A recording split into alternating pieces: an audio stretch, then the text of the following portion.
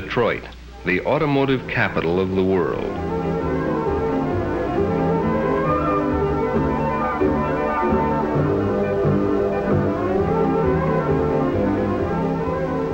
Half a mile of asphalt, a quarter mile to race on and a quarter mile to slow down in.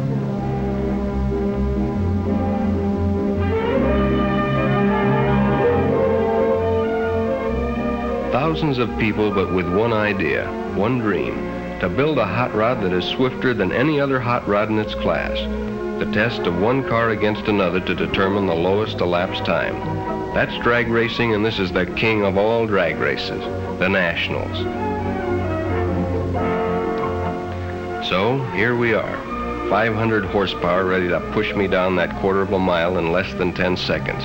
You don't drive, you aim. You aim and try to keep it straight. It's like threading a needle at a quarter of a mile, but it's really living. So let's see how it all began. I guess everybody has his Shangri-La. For us, it's drag racing. I say us because it takes a team to build and race a top contender. The happy hours of a man's life are spent creating something. Some people paint, others write. Some design a rocket to the moon. But for us, it's trying to build a machine that'll cover a quarter of a mile quicker than anything else on four wheels.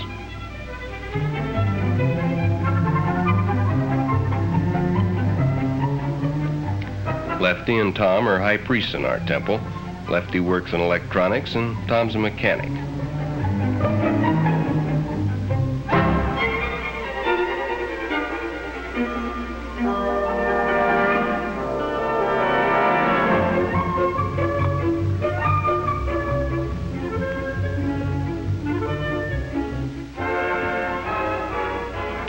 And there's the High Llama, Jim Nelson. He's the engineer. In real life, he's manager of a speed shop in Oceanside. Tom and Jim are brothers. There I am with the jacket supervising the job. You gotta keep an eye on these boys or someday you'll mash down on the throttle and head right into outer space. Takes a lot of doing to make a record run. These cars are more highly bred than a racehorse. In fact, this is probably the most specialized type of machinery in the automotive world.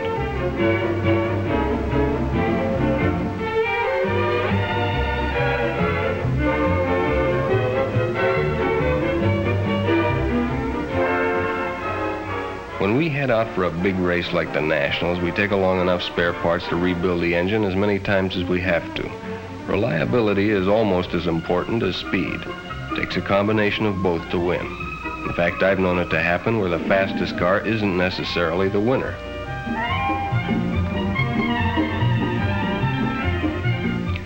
There's at least one chowhound in every group. Nick was ours.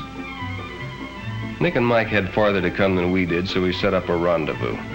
Safer to travel by caravan, it's more fun too.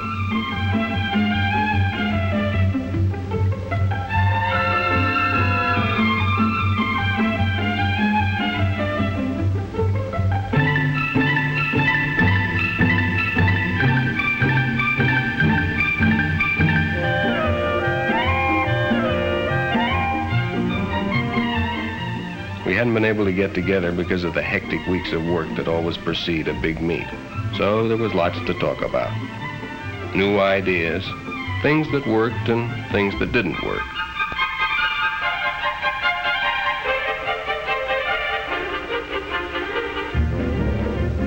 The Dragliner was our last year's winner. Nick purchased it when we built the Dragmaster. Mike and Nick were running it this year. It's a long haul from California to Detroit, so Lefty broke up the powwow and we got underway.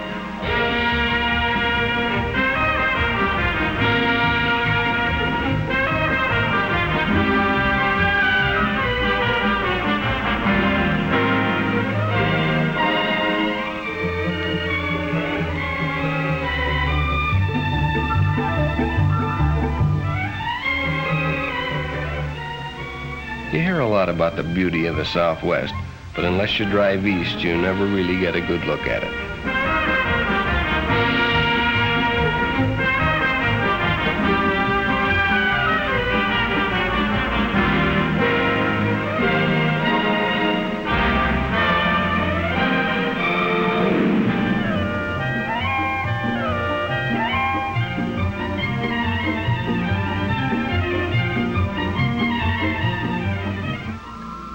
found a great barbecue place in Amarillo, and of course Nick was the first one in and the last one out. You wondered where he put it all until you looked down and saw those size 14 shoes.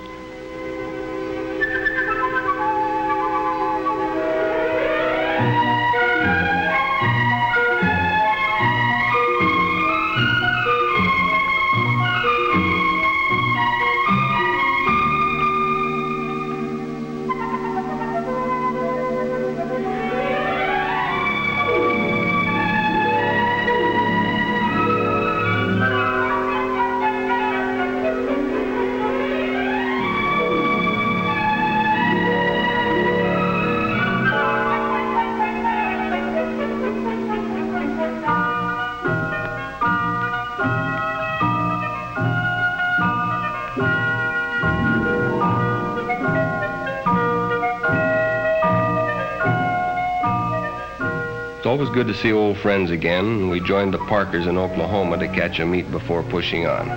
Give us a chance to work out the bugs and get the cars in top tune before arriving at the Nationals.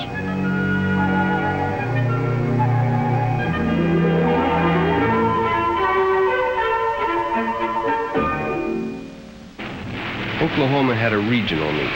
That's a Texas job burning up the track. My competition got off to a squirrely start, which put me in the next round. There's Jamie Parker and his C Gasser.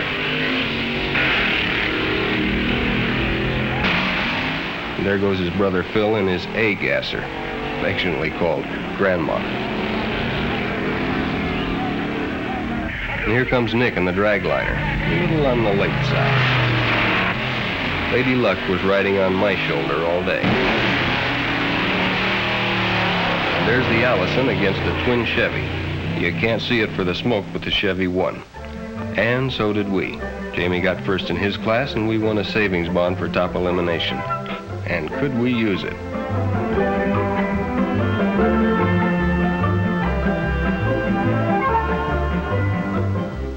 All work and no play could make drag racing a very dull sport.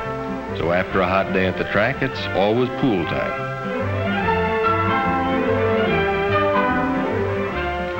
By the time we left Oklahoma, we had quite a caravan. 2 cars, a pickup, a rig, and 5 hot rods.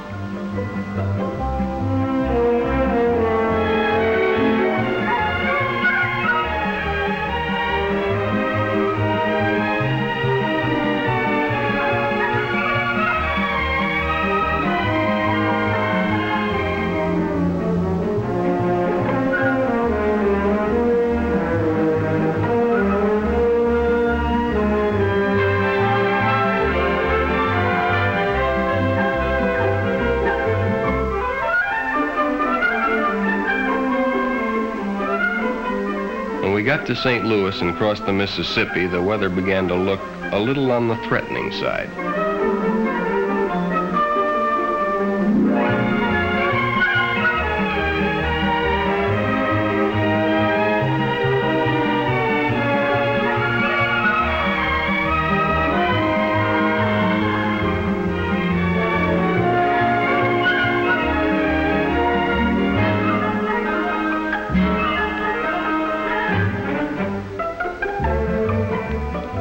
And in Illinois, the storm broke. From there to Detroit, it was solid.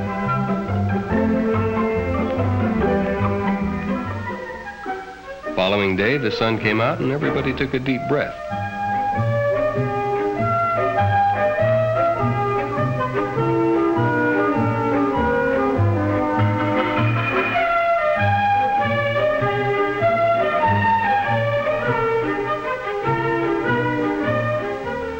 Even so, we almost lost the whole day unpacking everything and getting it dried out.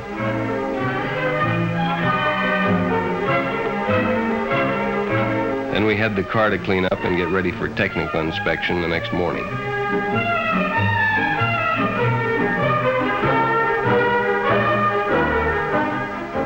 All cars must pass a thorough technical inspection by representatives of the National Hot Rod Association. The association's rules have been responsible for setting and keeping the high standards of safety so typical of modern hot rodding. classes are divided according to body types, engine size, and weight of car. This affords a wide variety of creations for hot rod enthusiasts to develop.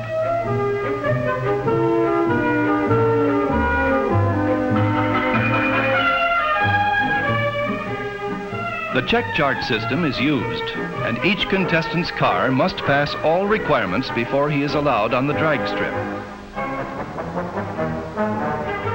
This often creates some lively discussions. Weighing in is always a critical moment.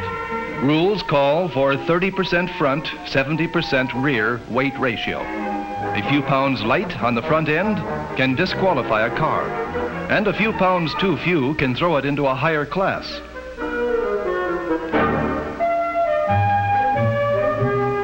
After technical inspection, the crew transports the car to the pit area, where a thorough tune-up is done before their first run.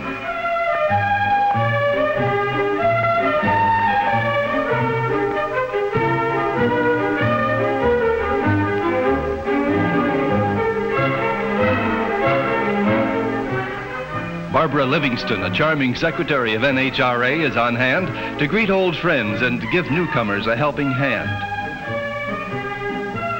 Once satisfied, the crew wheels the car through the staging area, and an amateur photographer gets her chance before the car gets to the starting line.